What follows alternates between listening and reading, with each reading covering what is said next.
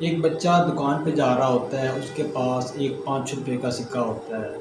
تو آپ تو یہ بات اچھی طرح جانتے ہیں کہ بچوں کی عادت ہوتی ہے کہ اگر ان کے ہاتھ میں پیسے آ جاتے ہیں تو وہ پیسوں کو بجائے جیب میں ڈالنے کے وہ کبھی ایک ہاتھ میں پکڑتے ہیں، کبھی دوسرے ہاتھ میں اچھالتے چلے جاتے ہیں۔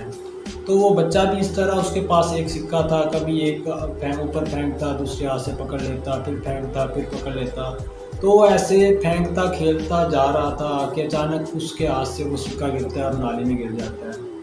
وہ بچہ اس سکے کو ڈھونڈتا ہے، بڑی کوشش کرتا ہے، لیکن وہ سکہ نہ جانے کہاں گم ہو جاتا ہے، اسے نہیں ملتا۔ وہ جو بچہ ہوتا ہے بڑا پریشان ہوتا ہے اور واپس اپنے ابو کے پاس آتا ہے، اسے بتاتا ہے کہ جو میرے پاس ایک سکہ تھا وہ گم ہو گیا ہے۔ تو اس کا جو ابو ہوتا ہے وہ اسے بتاتا ہے کہ بیٹا، کہ پیسے لوگوں کو دکھائے نہیں جاتے، پیسے جیب میں ڈالے جاتے ہیں، اور تم پیسوں کے ساتھ کھیل رہے تھے۔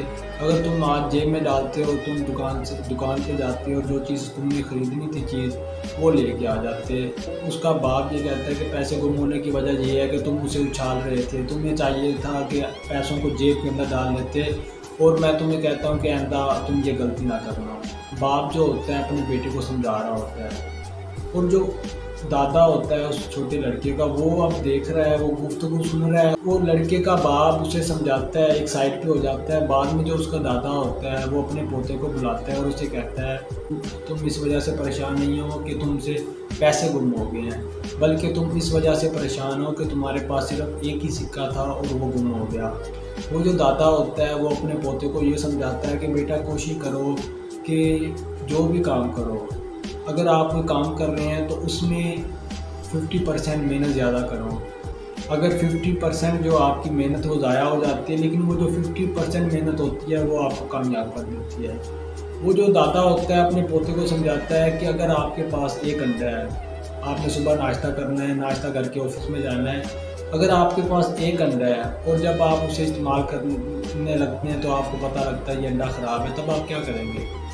اسی طرح اگر آپ کے پاس ایک گاڑی ہے تو جب آپ نے ایمرجنسی جانا ہوتا ہے کسی دوسرے سٹی کے اندر، تو آپ جب دیکھتے ہیں کہ اس کا ٹائر پنچر ہے، آپ کیا کریں گے؟ اگر آپ کے پاس ایک ہی شرٹ ہے، آپ نے انٹرویو کے لیے جانا ہے، اگر وہ شرٹ خراب ہو جاتی ہے تو آپ کیا کریں گے؟ بات کرنے کا مقصد یہ ہے کہ آپ جو بھی کام کریں 50% کام ایکسٹرا کریں۔ اگر 50% آپ کو نقصان بھی آ جاتا ہے، جو 50% ہوتا ہے وہ آپ کو آگے لے جاتا ہے۔